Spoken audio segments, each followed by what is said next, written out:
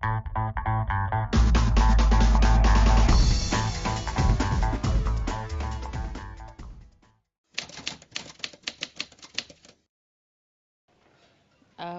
salam sejahtera. Boleh saya ganggu sebentar, Puan?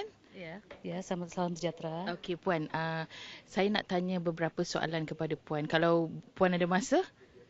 Boleh? Okey, gini. Puan ada anak di tingkatan 3 ke? Ya, ada. Okey. Bersekolah di sekolah mana ya? Di SM Saint Michael.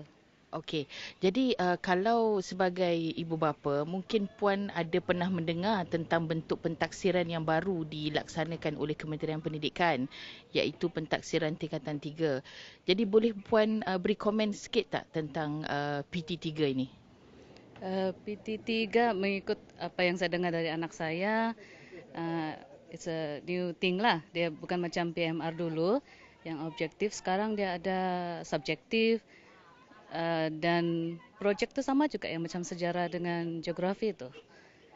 Apa lagi ya? Kebanyakan semua dia punya masa tu 2 jam.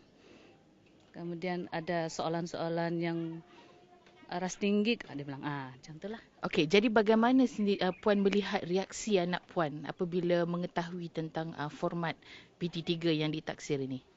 Ada juga yang dia terkejut tu sebab yang kemahiran hidup kan. Dulu objektif, masa tingkatan 1, tingkatan 2 objektif. Sekali tingkatan 3, semua subjektif. Jadi um, tidak biasalah.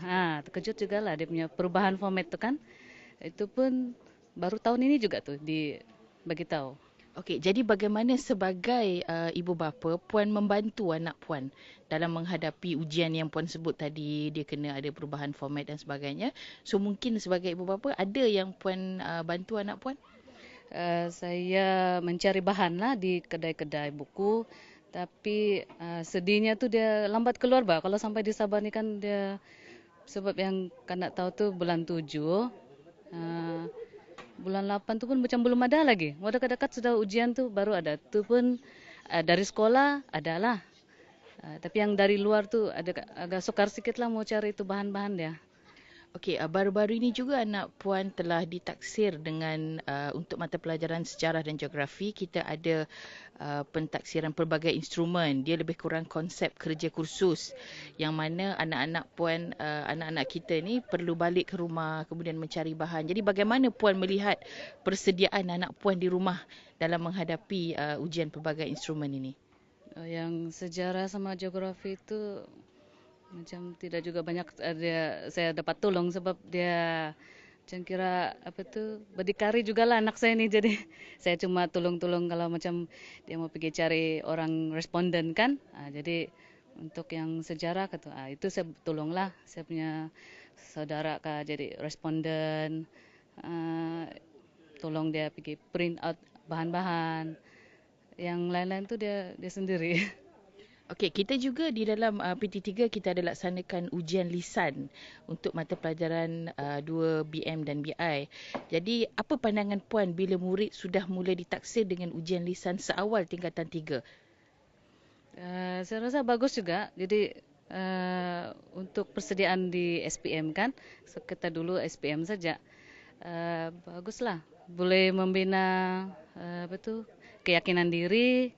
Di samping itu untuk sebagai um, expose kepada situasi sebenar macam mana kita ditaksir dalam oral.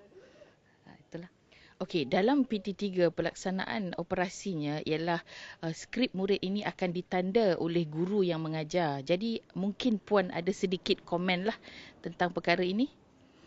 Ya, mungkin agak subjektif lah sebab mungkin ada guru yang akan cuba berusaha untuk apa tu memastikan dia punya anak-anak murid ni lulus kan.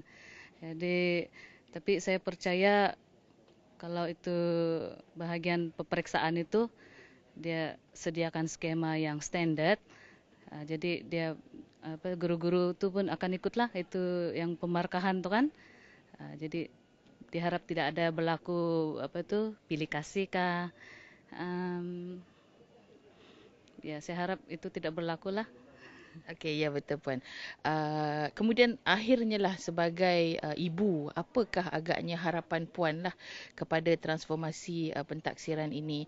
Pada pandangan Puan, adakah PT3 ini baik, boleh dilaksanakan? Bagaimana pandangan Puan? Ya, saya rasa ini satu perubahan yang baru dan baik yang perlu diteruskan dan diharap training untuk guru-guru tu lagi uh, diperhebatkan. Ya.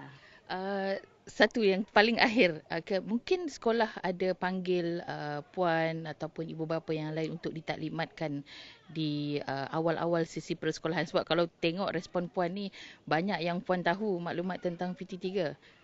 Iya, saya ada sekolah Saint Michael ada buat taklimat. Jadi memang oleh sebab kalau siapa yang prihatin tu memang datanglah. Jadi saya tidak tahu lah kalau siapa yang tidak prihatin tu. Saya rasa ibu bapa semua perlu prihatin tentang perkara-perkara baru dalam pendidikan supaya kita boleh membantu anak-anak kita lah. Okey, terima kasih atas masa puan ya. Okey, terima kasih Sama-sama. puan. Okey.